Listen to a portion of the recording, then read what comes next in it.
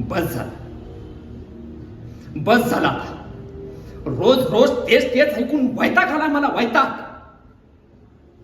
अरे अरे सकाळी उठल्यापासून रात्री झोपेपर्यंत त्या पादुका सोडल्या तर काय दिसतं काय या म्हातारीला? हा काय तर म्हणे पूजा करते. अरे समजाव तिला, असल्या खेटराची पूजा केलं म्हणजे देव पावतो का? हा आजपर्यंत तेच करत आलीस ना, पावला देव.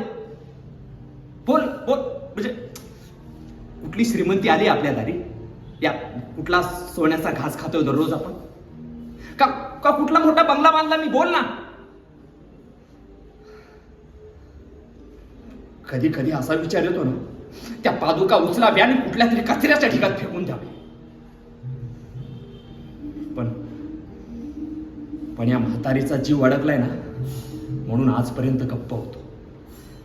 पण आता नाही, आता पाणी डोक्यावरून गेलंय, आता पाणी डोक्यावरून गेलंय.